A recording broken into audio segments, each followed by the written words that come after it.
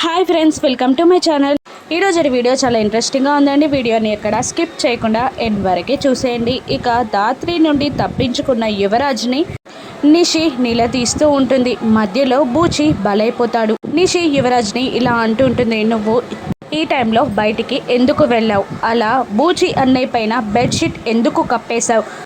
నువ్వు నా దగ్గర ఏదో దాస్తున్నావు, చెప్పు అని నిషి యువరాజ్ని నిలదీస్తూ ఉండగా డోర్ని కాస్త జరిపి కాచిబూచి నిషి యువరాజ్ల మాటలని వింటూ ఉంటారు. ఇక యువరాజ్ మనసులో నిషి దగ్గర నిజం దాస్తే ప్రయోజనం లేదని, నిజం చెప్తే ఏదైనా హెల్ప్ చేస్తుందని అనుకుంటూ ఇలా చెప్తూ ఉంటాడు. ఆ విగ్రహంలో కోట్ల రూపాయలున్నాయి, వాటిని తీయడానికే వెళ్ళాను అనగానే నిషి కాచిబూచి ముగ్గురు షాక్ అవుతూ ఉంటారు. ఏంటి, కోట్ల రూపాయలు ఉండడం ఏంటి అని నిషి అడుగుతుండగా, అవును, మొన్న మా ఫ్రెండ్ ఇంటి పైన ఇన్కమ్ ట్యాక్స్ రైడ్ జరిగింది, అందుకని వాడి దగ్గరున్న బ్లాక్ మనీ అంతా నాకు అప్పచెప్పాడు. నేను సేఫ్గా ఉంటుందని ఆ విగ్రహంలో దాచాను. వాటిని ఇన్నాళ్ళుగా సేఫ్గా చూసుకుంటున్నాను. అలా చూసుకొని వాడి మనీని వాడికి అప్పచెప్తే ఆ మనీలో నుండి 25% వాటా కూడా ఇస్తానన్నాడు. అందుకే నేను అలా చేస్తున్నాను. కొన్ని కోట్ల రూపాయలు వస్తాయి మనకి అని నిషికి యువరాజ్ చెప్తుండగా కాచిబూచి కూడా విని షాక్ అవుతూ ఉంటారు. ఇక నిజంగానా? సరే, అలాగే ఆ డబ్బుని తీయడానికి నేను కూడా నీకు హెల్ప్ చేస్తాను అని యువరాజ్తో నిషి అంటూ ఉంటుంది. ఇక మాటలు పూర్తి కాగానే కాచిబూచి కూడా బయటికి వెళ్ళి ఇలా అనుకుంటూ ఉంటారు, వాళ్ళకి ఒక్క నోటు కూడా దక్కనివ్వకూడదు, మొత్తం మనమే తీసేసుకోవాలి బూచి. అవి మన చేతికి వస్తే ఎవరి దగ్గర కూడా మనం చాపాల్సిన అవసరం ఉండదు కదా, వాళ్ళకి ఒక్క నోటు కూడా దక్కకుండా మనమే తీసుకోవాలి అని కాచి అంటుండగా, అలాగే అని బూచి కూడా అంటూ ఉంటాడు. ఇక తెల్లవారుతుంది. కావ్యకి సంబంధించిన కేస్ని డీటెయిల్స్గా ఒక చాట్ మీద రాసి ఎంక్వైరీ చేయడానికి ఆలోచిస్తూ ఉంటుంది జేడి. ఇక ఫైల్, దాని కింద కావ్య, తర్వాత నారాయణ మామయ్య, ఆ తర్వాత మధుకర్ కౌశికి ఫాదర్, మీనన్ కమిషనర్, ఒక రాగి లేక డ్రైవర్, ఇవన్నీ రాసి లోతుగా ఇన్వెస్టిగేషన్ చేస్తూ ఉంటుంది దాత్రి. ఆ ఫైల్లో ఏముంది, ఆ ఫైల్ని కాపాడడానికి మా అమ్మ మామయ్య ఎందుకంత ప్రాణాలకి తెగించి పోరాడారు, పెద్ద మామయ్యని తీసుకెళ్ళిన ఆ డ్రైవర్ ఏమైపోయాడు, పెద్ద మామయ్య ఏమైపోయారు, వీళ్ళెవరూ లేరు కాబట్టి ఉన్న మీనన్ కమిషనర్ సమాధానం చెప్పరు, ఏదో దాగుంది అని కాస్త విచారిస్తూ డల్ అయిపోయిన జేడీని కేడి ఉత్సాహపరుస్తూ ఉంటాడు.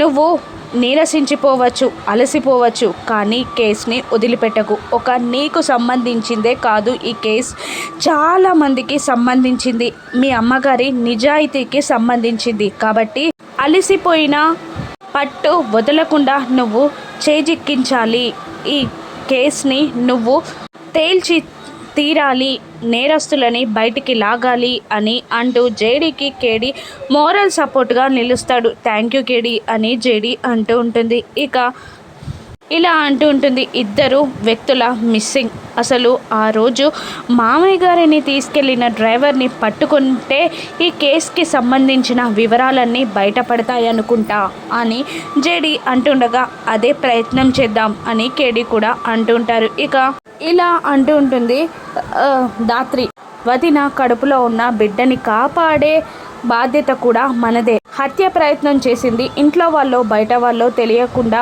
మనం నెగ్లిజెన్సీగా ఉండకూడదు, వదిన బాధ్యత కూడా మనమే తీసుకోవాలి అని దాత్రి అంటుండగా, అవును, ఖచ్చితంగా అక్క బిడ్డని కాపాడాలి, పద పూజకి టైం అవుతుంది అని అంటూ ఇంటికి బయలుదేరుతారు దాత్రి కేదార్లు. ఇక విగ్రహం దగ్గర అందరూ నిలబడి ఉంటారు. అందరూ విగ్రహానికి పూజలు చేస్తుంటే నిషి మాత్రం కోట్ల రూపాయలు అందులో ఉన్నాయని తెలియక కష్టాలు తీర్చమని దేవుణ్ణి దండం పెట్టుకుంటున్నారా అని నిషి మనసులో అనుకుంటుండగా, నిషిని చూస్తూ కాచి ఇలా అనుకుంటూ ఉంటుంది, నీకు ఒక్క నోటు కూడా దక్కనివ్వను నిషి, అవన్నీ మేమే కొట్టేస్తాం అని కాచి అనుకుంటూ ఉంటుంది. ఇక దాత్రి పూజ పూర్తి ఆరతి చేసి హారతిస్తూ ఉంటుంది. విగ్రహానికి చాలా దగ్గరగా హారతిస్తూ ఉంటుంది ధాత్రి. దాంతో నిషి కాచి బూచిల గుండెల్లో రైళ్లు పరిగెడుతున్నంత టెన్షన్ పడతారు. ఇక ఒక్కసారిగా ముగ్గురు అరుస్తూ ఉంటారు, డబ్బులు కాలిపోతాయి జాగ్రత్త అని ఒకేసారి ముగ్గురు అరవడంతో ఇక అందరూ షాక్ అవుతూ వాళ్ళ వైపు చూస్తారు. ఇక ఏమైంది నిషి, అలా ఎందుకు అరిచావు అని ధాత్రి అంటుండగా, మీ ముగ్గురికి ఏం పుట్టింది, ఒకటేసారి అలా ఎందుకు అరుస్తున్నారు అని వైజయంతి కూడా తిడుతూ ఉంటుంది. ఇక కేదార్ డబ్బు కాలిపోతుంది అని ఏదో అన్నావు నిషి అని అంటుండగా నిషి ఇలా కవర్ చేస్తూ ఉంటుంది. హారతిని అంత దగ్గరగా తీసుకెళ్తున్నావు కదా, విగ్రహానికి వేసున్న డబ్బుల దండ కాలిపోతుందని చెప్పాను అని నిషి అంటుండగా, కాచిబుచి కాపీ పేస్ట్, అదే మీరు కూడా కన్ఫర్మ్ చేసుకోండి అని అనేస్తారు. ఇక ధాత్రి కేదార్లు గుసగుసగా మాట్లాడుకుంటారు. విగ్రహంలో డబ్బులున్న విషయం వీళ్ళందరికీ తెలిసినట్టుంది, మనం ఇంకా జాగ్రత్తగా ఉండాలి అని వాళ్ళిద్దరూ అనుకుంటూ ఉంటారు. ఇక అప్పుడే రాఘవరావు గారు కౌశికి మొబైల్కి కాల్ చేస్తూ ఉంటారు. కీర్తి పాప అది చూసి పూజ దగ్గరున్న కౌశికి దగ్గరికి వెళ్ళి, ఫోన్ వస్తుంది నీకు అని సైగలతో చెప్తూ ఉంటుంది. కౌశిక్కి ఫోన్ వస్తుంది అనగానే వైజయంతి నిషి టెన్షన్ పడుతూ ఉంటారు. వస్తున్నాను పద అని అంటూ కౌశికి వెళ్తుండగా, ఎక్కడికి వెళ్తున్నావమ్మీ అని కౌశికిని వైజయంతి అడుగుతుండగా, ఆఫీస్ కాల్ ఉన్నట్టుంది పిన్ని అని అంటుండగా ఇక నిషి ఇలా అంటుంటుంది, ఆఫీస్ పనులు ఎప్పుడు ఉండనే ఉంటాయి కదా వదిన, ఇక్కడే ఉండండి అని నిషి అంటుంటుంది. అలా కాదు, ఏదో ఆఫీస్ కాల్ ఉన్నట్టుంది అని ఒక్క నిమిషం అక్కడే నిలబడి ఉండగా నిషి, ధాత్రి ఆ ప్రసాదం పంచిపెట్టు ఫస్ట్ అని అంటూ ఉంటుంది. ఇక కాచికి వైజయంతి సైగ చేయడంతో ఇక కౌశికి ఫోన్లో నెంబర్ని డిలీట్ చేయడానికి వెళ్తూ ఉంటుంది కాచి. ఇక అందరికీ ప్రసాదాన్ని పంచిపెడుతుంది ధాత్రి. ప్రసాదం తీసుకొని ఫోన్ ఎవరిదా అని చూడడానికి కౌశికి వెళ్తూ ఉంటుంది. ఇక కౌశికి మొబైల్ తీస్తుండగా వైజయంతి కాచి నిషి టెన్షన్ పడుతూ ఉంటారు. అప్పుడే కీర్తి పాప అక్కడికి రావడంతో వాళ్ళు ముగ్గురు ఒక ఐడియా చేసి ఆ అరటిపండు తొక్కపై కీర్తి పాప కాలు వేసి పడేలా ప్లాన్ చేస్తారు. కీర్తి పాప పడిపోగానే, అయ్యో కీర్తి పాప పడిపోయావా, దెబ్బ తగిలిందా అని వైజయంతి గట్టిగా అరవడంతో ఆ ఫోన్ని పక్కన పెట్టేసి కౌశికి పరుగున వచ్చి కీర్తి పాపని పైకి లేపుతుంది. ఇక దాంతో కడుపుతో ఉన్న కౌశికి కడుపులో నొప్పి మొదలై అమ్మా నొప్పి అని అరవడంతో ధాత్రి కేదార్లు కంగారుగా వచ్చి, ఏమైంది వదిన, నొప్పిగా ఉందా అని అంటుండగా, బెండై పైకి లేచేసరికి నొప్పి వస్తుంది అని కౌశికి అంటూ ఉంటుంది. రెస్ట్ తీసుకుంటే సరిపోతుంది అని కౌశికి అంటుండగా, లేదు ఇలా నొప్పి వస్తే డాక్టర్ గారు రమ్మన్నారు కదా, వెళ్దాం పదా అని అంటూ ధాత్రి కేదార్లు కౌశికిని హాస్పిటల్కి తీసుకెళ్తూ ఉంటారు. ఇక వాళ్ళలా హాస్పిటల్కి వెళ్ళగానే, నువ్వు వెళ్ళి పడుకో అని కీర్తికి చెప్పేసి నిషి వెళ్ళి ఆ ఫోన్లో రాఘవరావు గారి కాల్ డేటాని డిలీట్ చేస్తుంది నిషి. ఇక అమ్మయ్య, త్రుటిలో ప్రమాదం తప్పిపోయింది అని నిషి అంటుండగా, ఇప్పుడు అక్క మీ కళ్ళ ముందు ఉంది కాబట్టి, ఫోన్ మీ దగ్గరే ఉంది కాబట్టి మీకు టెన్షన్ రిలీఫ్గా ఉంది, లేదంటే ఏం చేసేవాళ్ళు అని యువరాజ్ అంటుండగా, ఇక అది కూడా కరెక్టే కదా అని కాచి అడుగుతూ ఉంటుంది. లేదు 2-3 రోజుల్లో సిచ్యువేషన్ అంతా సెట్ అవుతుంది, అప్పటి వరకు మన జాగ్రత్తలో మనం ఉండడమే బెటర్ అని అంటూ ఉంటుంది నిషి. ఇక కౌశికి నొప్పి అనగానే నిషి వైజయంతి మనసులో కూడా అనుమానం మొదలవుతుంది, తను ప్రెగ్నెంట్ ఏమో అని.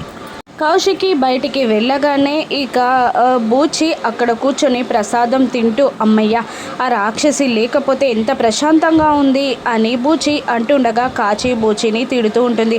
నువ్వు తినడానికి తప్ప దేనికి పనికిరావు అని అంటుండగా ఒక సేట్ వచ్చి కౌశికి గారు లేరా అని అడగగానే అందరినీ కాచి పిలుస్తుంది. ఇక ఏంటని నిషి అడుగుతుండగా, పెళ్లి కోసమని కౌశికి గారు నగలు ఆర్డర్ ఇచ్చారు, కొన్ని పూర్తయ్యాయి తీసుకొచ్చాను అని అంటూ అక్కడ నగలన్నీ పరచగానే ఆ నగలని చూసి అందరూ ఆశ్చర్యానికి లోనవుతారు.